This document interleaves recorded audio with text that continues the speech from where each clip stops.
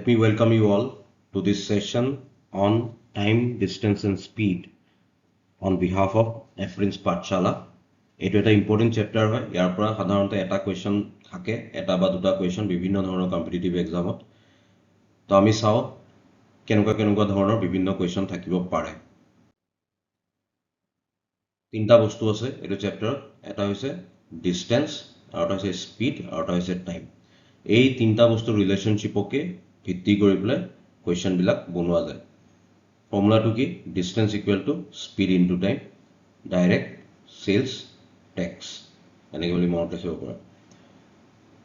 যিহেতু এইটো হয়, তাৰ মানে স্পীড কিমান হ'ব?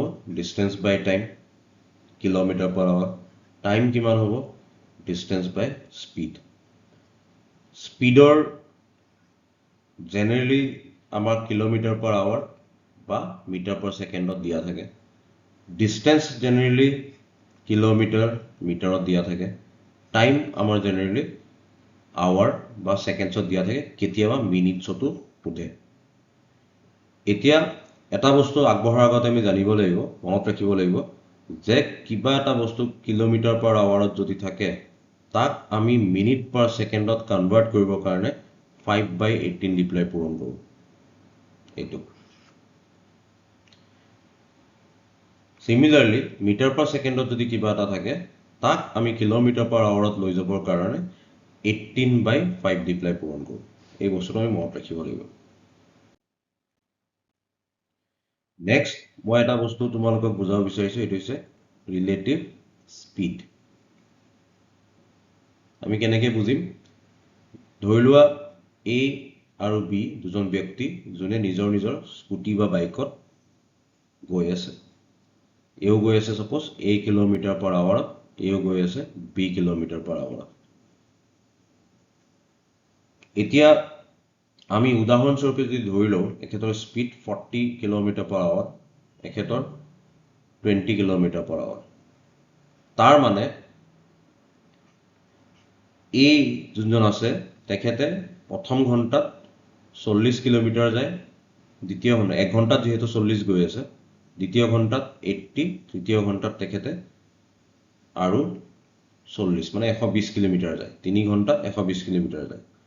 তেনেধৰণে বি প্ৰথম ঘণ্টাত কিমান যায়? 20 কিলোমিটাৰ, যিহেতু স্পীড হৈছে 20 kilometre per hour.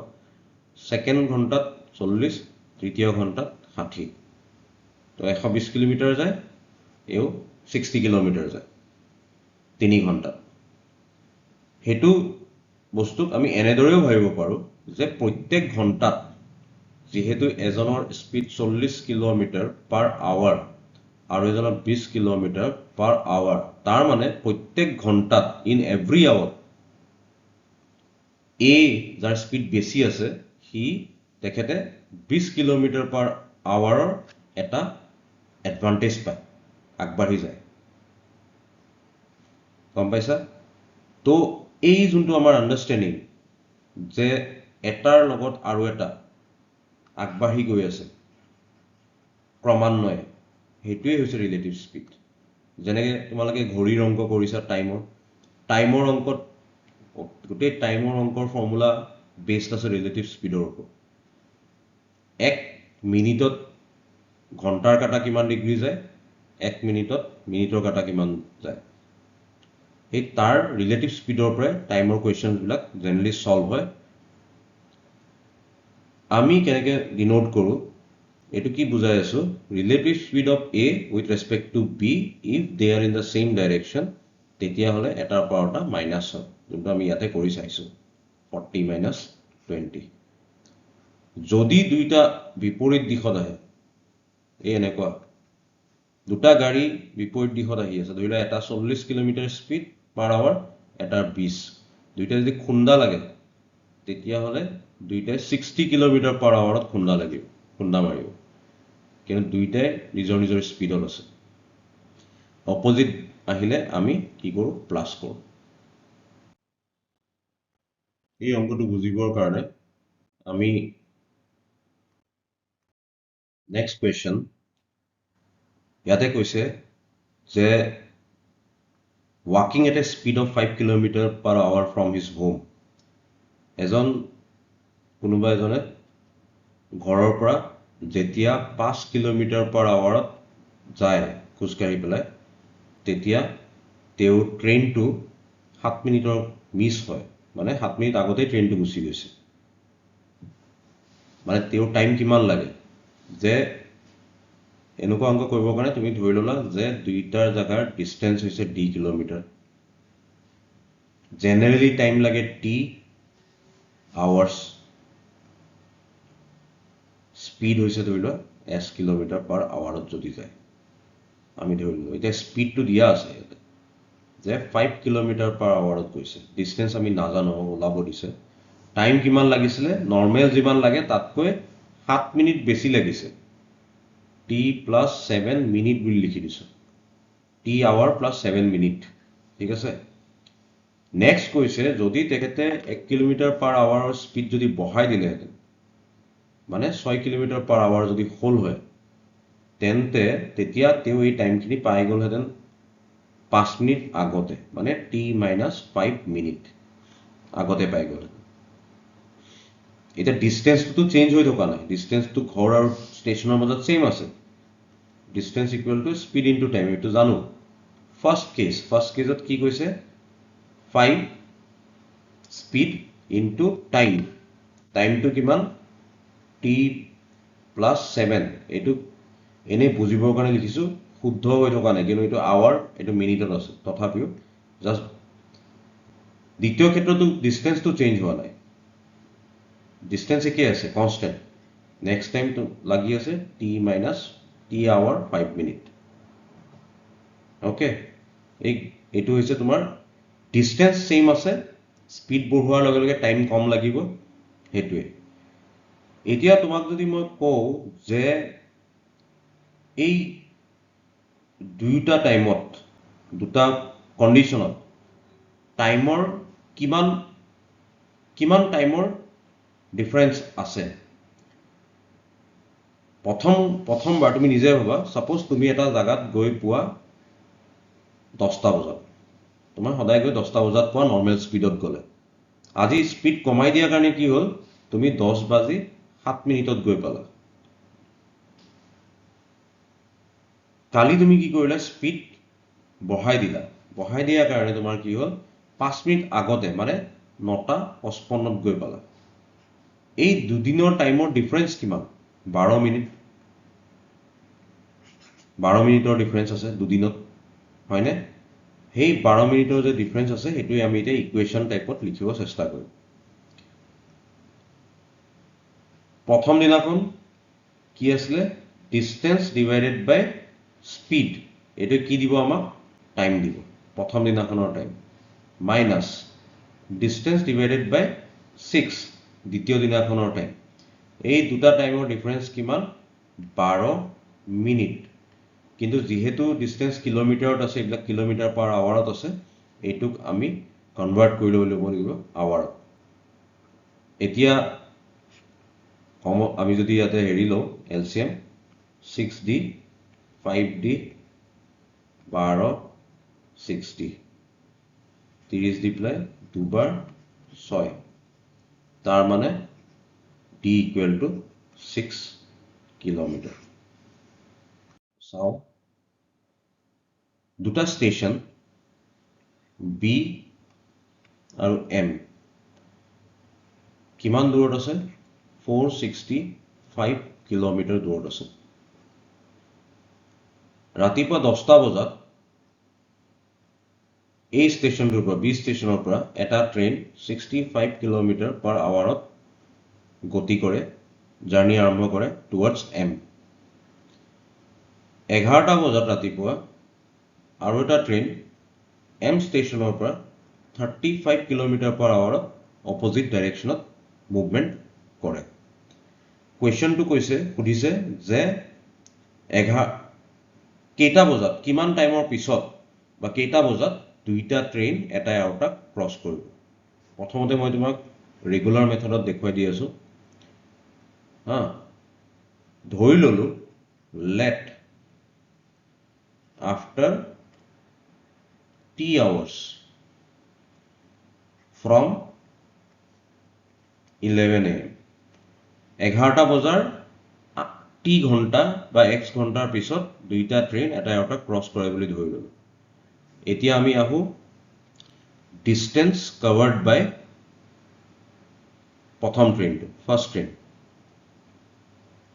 ট্ৰেইনটোৱে T hours 11টা বজাৰ পিছত ধৰিছো নহয় আমি 11টা বজাৰ পাছত প্ৰথম আমি উলিয়ালো 11টা বজালৈকে এই ট্ৰেইনটো কিমান দূৰ যাব 11টা বজালৈকে যাব 65 কিলোমিটাৰ পাৰ আৱাৰ দিয়া আছে নহয় আৱাৰ তথাপিও আমি ফৰ্মুলা ইউজ কৰিয়ে কৰো বাৰু 11টা বজালৈকে ই যাব ধৰিলা বি ৰ পৰা এইটো এক্স bx প্লাছ এইটো ধৰিলে এইটো জায়গা য'ত দুইটা ট্ৰেইনে এটা এটা ক্ৰছ কৰে নেক্সট আমি উলিয়াম প্ৰথমতে আমি উলিয়াম কি ডিসটেন্স অফ bx তাৰপিছত উলিয়াম ডিসটেন্স অফ xy এতিয়া ডিসটেন্স অফ bx কিমান হ'ব স্পিড ইনটু টাইম মানে কি 1 ঘন্টা 10টাৰ পৰা 11টা 1 ঘন্টা নেক্সট স্পিডটো কি আছে ইনটু টাইম কিমান ধৰিছিলো টি আৱাৰ্ছ তো এইটো আমি যে দেখা পাই আছো এটো কিমান হ'ব 65 ইনটু 1 মানে 65 এইটো হৈ গ'ল 65t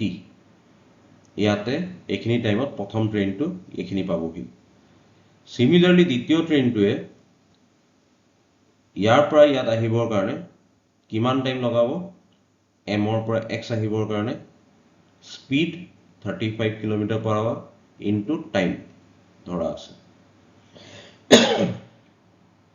এতিয়া আমি এটা বস্তু দেখিলো যে এই bm ডিসটেন্স যোনটো আছে ডিসটেন্স অফ bm হেতু কি হয় এই গুটেখিনি ডিসটেন্স অফ bx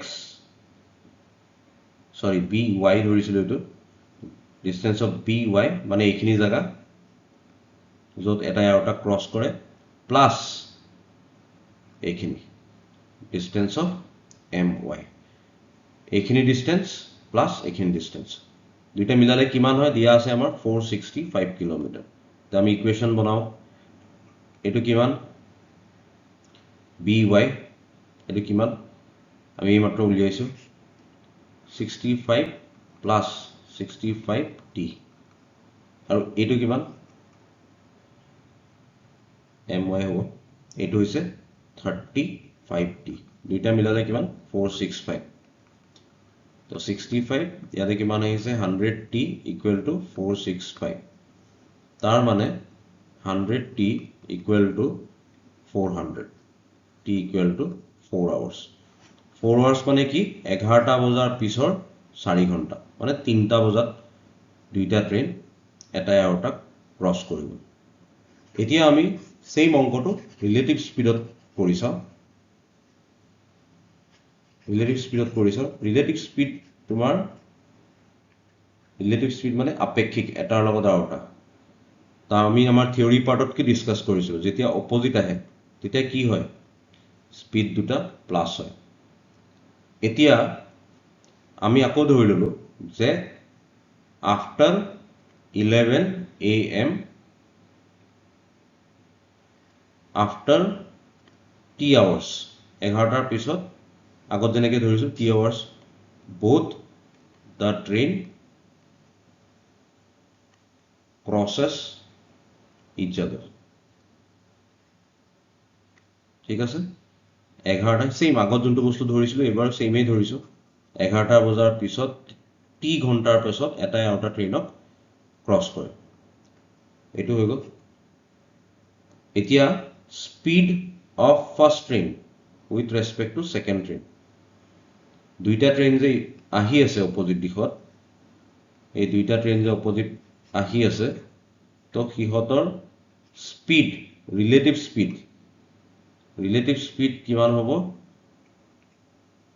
এটো 65 কিলোমিটাৰ পাৰ আৱাৰ এটো 35 কিলোমিটাৰ পাৰ আৱাৰ অপোজিট দিশত আহি আছে আমি জানো দুইটা প্লাস হৈ যাব 65 প্লাস 35 কিলোমিটাৰ পাৰ আৱাৰ মানে এটা আউটাৰ পিনে 100 কিলোমিটাৰ পাৰ আৱাৰত আহি আছে 100 কিলোমিটাৰ পাৰ আৱাৰত আহি আছে এটো আমি ধৰিছিলো x y টো আছিল যোনটো পজিশনত এটা আউটাৰ ক্ৰছ কৰে এটা আমি 11টা বজাৰ পৰা হিসাব কৰি আছো নহয় জানো তো আমাৰ ডিষ্টেঞ্চ কিমান এইখিনি সেইটো আমি অলৰেডি গম পাওঁ 1 ঘণ্টাত প্ৰথম ট্ৰেইনটোৱে কিমান যায় 65 কিলোমিটাৰ যায় হয়নে 65 কিলোমিটাৰ যায়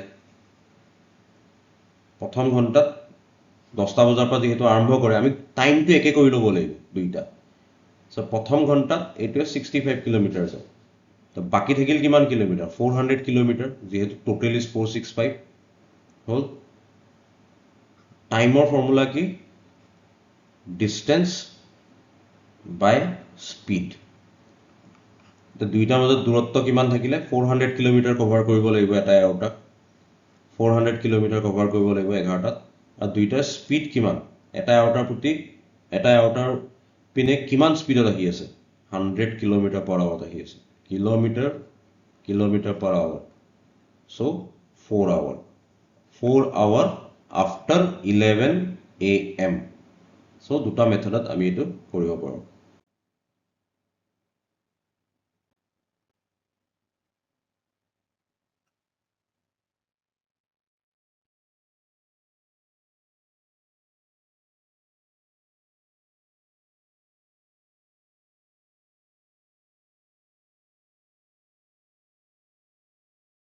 এই এটা কোৱেশ্চন ডিসকাস কৰো কৈছে যে এটা বাস 54 কিলোমিটাৰ পাৰ আৱাৰ তাৰ স্পীড এটা জায়গাৰ পৰা আটা জায়গাত যাওঁতে এটা জায়গাৰ পৰা আটা জায়গাত যাওঁতে তাৰ স্পীড হৈছে 54 kilometre per hour without stoppage কতো ৰখাৰখি কৰা নাই নেক্সট কৈছে যদি সেম ডিসটেন্স মানে সেম নেক্সট টাইম কি কৈছে